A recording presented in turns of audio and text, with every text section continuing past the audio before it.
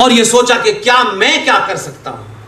उसने नहीं किया, वो ऐसे हैं, ये ऐसा है, होम मिनिस्टर ऐसा है, प्रधानमंत्री ऐसा है। ये विधवा विलाप करने से अच्छा है कि अपने मन में तय करें कि मैं इस वक्त सनातन इस राष्ट्र को बचाने के लिए मैं क्या भूमिका निभा सकता हूं, और उसको निभाएं, चुपचाप से निभाएं।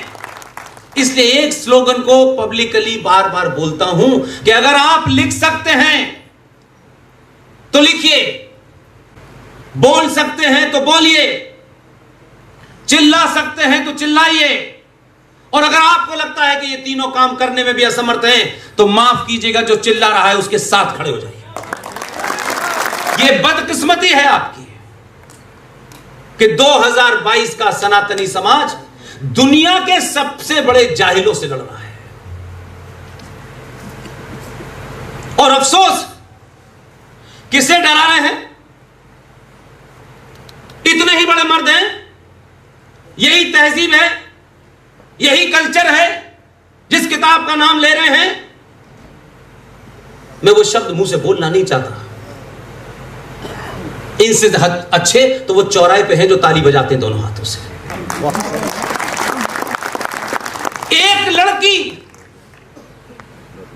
एक बेटी किसी की, उसने क्या बोला, इस पे टेलीविजन से भाग रहे हैं, सड़क पे भाग रहे हैं, और बात इसलिए नहीं कर रहे कि पोल खुल जाएगी।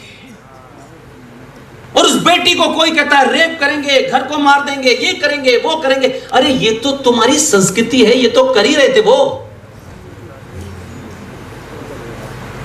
आप बहुत सारी चीजों पे ध्यान नहीं देते। एक गाली है, उसे लोग गाली मानते हैं। एक कोई संत है, उन्होंने इंदौर में गांधी जी के लिए वो गाली इस्तेमाल की है और वो जेल चले गए। ये गाली जो उन्होंने दी आई कहां से? मेरी अच्छी रिसर्च इस पे है, इसलिए कि उनके बीच रहा, इसलिए पता चला। ये जितनी गालियां आप सुनते हैं, ज्यादातर 90% गालियां मां और बहन को दी जाती है। क्यों? उनकी संस्कृति में मां और बहनों के साथ यही होता है। आप अपना कोई साहित्य निकाल ले 500 साल पुराना, एक गाली ऐसी जिसमें मां को अशब्द कहे जाते हो थी नहीं। हमारे यह कल्चर ही नहीं था, साहित्य नहीं था, ये हमारे विजन का हिस्सा ही नहीं था। इसलिए सनातनी हिंदू समाज में विवाह एक संस्कार है, दो लोगों के बीच में कॉन्ट्रैक्ट नहीं है जो इस्लाम मानता है। दोनों में फर्क है, इसलिए ये क्लैश ऑफ सिविलाइजेशन है। इसे आप मजहब का नाम दे दें, क्योंकि मजहब का नाम देने से तलवार का पता चलता है, और सिविलाइजेशन के बारे में बताएंगे तो आज तक भारत में किसी इतिहासकार ने यह सवाल नहीं पूछा, एक आम नागरिक ने यह सवाल नहीं पूछा कि अगर इस दुनिया भर के सारे इतिहास पढ़ाए जा रहे हैं, अलेक्जेंडर का भी पढ़ाया जा रहा है, अमेरिका के वॉशिंगटन का भी पढ़ाया जा रहा है, तो 1400 साल पहले जो जंगे बदर हुई थी, उन जंगे बदर जो इस्लामिक इतिहास है, उसे क्यों नहीं पढ़ाने की हिम्मत है? कम से कम अपने मुस्लिम यूनिवर्सिटियों में तो पढ़ाओ, पता तो चलेगा कि आपकी क्या फिलॉसफी थी कि युद्ध में लड़ते लड़ते अगर दुश्मन समाप्त हो जाए तो सोना चांदी रुपया सब आप ले लें, लेकिन एकमात्र फिलॉसफी है कि युद्ध में माले गनीमत के तौर पर अगर विपक्षी की, दुश्मन की औरतों को, बेटियों को भी अगर आपने अपने कब्जे में ले लिया है तो उसका भी हिस्सा बांट होता था। यह सब लिखा है। आप जिस सिविलाइजेशन से टकरा रहे हैं उससे कितने भी आप अच्छी गजलें सुन लें, कितनी भी अच्छी ये फिल्म बना लें, आपका उनके बीच में कभी, जब तक ये धरती पृथ्वी है, आपके और उनके बीच में कोई एक रास्ता हो ही नहीं सकता। इसलिए इस प्रयास को मत कीजिए। आपको जहां अपनी एनर्जी लगानी है, वहां जिस दिन लगाएंगे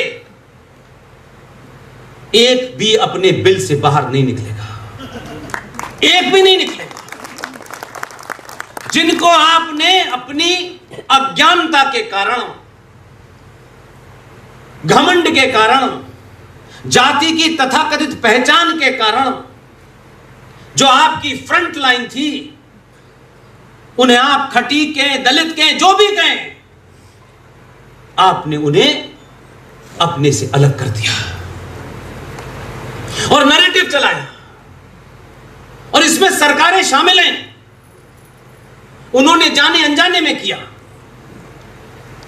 इसलिए एक मिसाल देकर के, क्योंकि आज आसान बात आसान तरीके से कहने के लिए उसको और सिंपल कर देना चाहिए।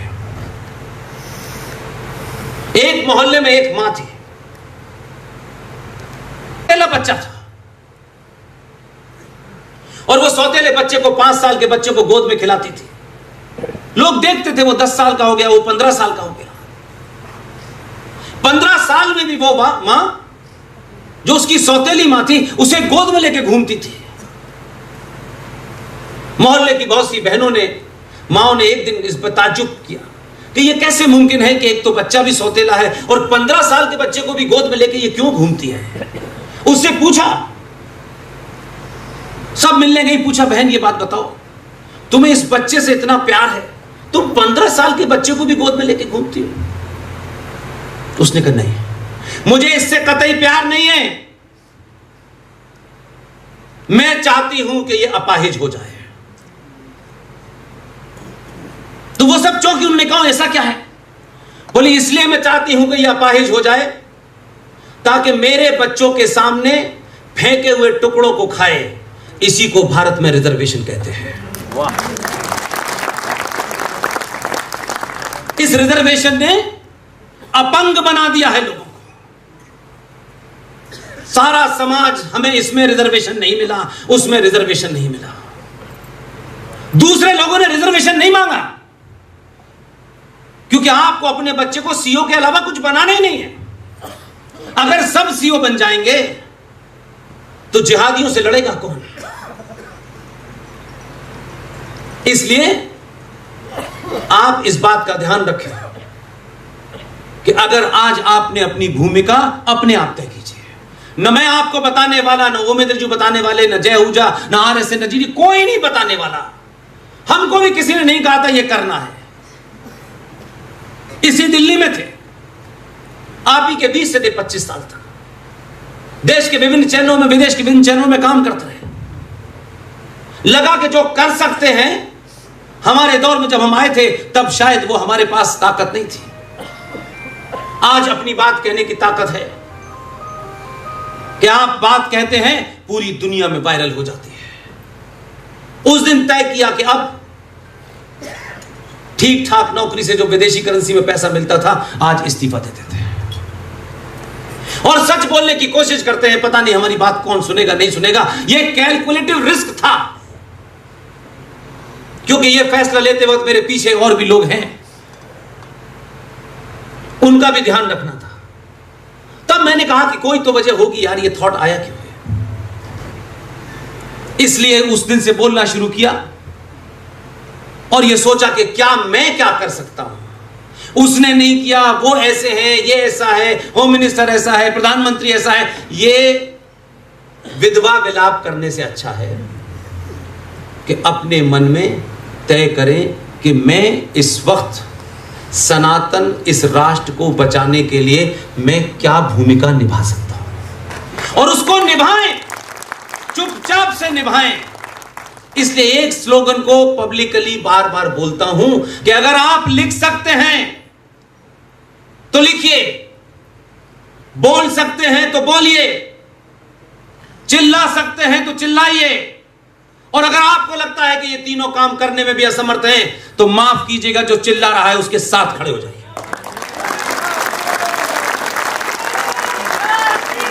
कुछ नहीं करना है। जरूरी नहीं है कि सब लोग मंचों से भाषण देंगे, सब तलवार चलाएंगे। जो तलवार चला रहा है, जो महाराणा प्रताप के माध्यम से खोए हुए शौर को जगा रहा है, चुपचाप से उससे पूछिए, अमीर रत्नू साहब इस किताब के लिखने में कितने करोड़ रुपए हैं? मैं 5 रुपए आपको दे सकता हूं, बिना बताए, बिना चिल्लाए, जहां आपको लगे जाके दे आइए। बहुत सारे लोग नहीं संपन्न होंगे, वो नहीं दे पाएंगे। वो ये कहें कि मैं ये 4 किताबें आपकी बेचूंगा, क्योंकि इससे आने वाली आय से प्रभात प्रकाशन मजबूत होगा और इनको मौका मिलेगा कि ये ऐसी किताबें छापें जिस किताब की गिनती ही करोड़ों में होती हो। इनका मनोबल बनेगा तो हजारों किताबें लिखने वाले भी पैदा होंगे और कई प्रभात इस देश में पैदा हो जाएंगे। किताब छापना भर प्रभात भाई का काम नहीं है। ये भी किताबें छाप करके करोड़पति हो सकते हैं। मैंने सुना है कि इस किताब को जब दिया गया तो यह कहा गया कि इस किताब में ओमेंद्र जी और जय साहब ने कहा इस किताब में कॉमा फुल स्टॉप मत चेंज कीजिएगा। प्रभात भाई हमसे बहुत पहले से यह काम कर रहे हैं। ये जहां हैं, जिस तरीके से हैं, उसमें यही काम कर रहे हैं। इनके ही कैलेंडर में वीर सावरकर की जयंती लिखी होती है। इनके कैलेंडर में किंगफिशर की तस्वीरें नहीं होती। ये जिस माध्यम से काम कर रहे हैं, चुपचाप कर रहे हैं। इसलिए ये किताब जाएगी, अपने लोग पढ़ेंगे, उस किताब से 100, 200, 250, 300 जो भी इसकी कीमत है, उससे प्रकाशन मजबूत होगा और इनको भी लगेगा कि हमें उनको नहीं बेचनी है जिनका दिल जीतने के चक्कर में कुछ लोग हैं। हमारे लोग 1 करोड़ लोग भी ये किताब खरीद लेंगे तो ओमेन रत्नू अगली 10 किताबें लिखने के लिए हिम्मत करेंगे। इसका पैसे से और किताब से संबंध नहीं है। जरूरी नहीं है कि इस हॉल में जो बैठे हो वो अपनी कोई ये किताब ही खरीदे। जो आपको लगता है वो कर लीजिए। हमको जो लगा हमने करा। हम नहीं जानते कि हम कितना कर पाएंगे, कितना नहीं कर पाएंगे।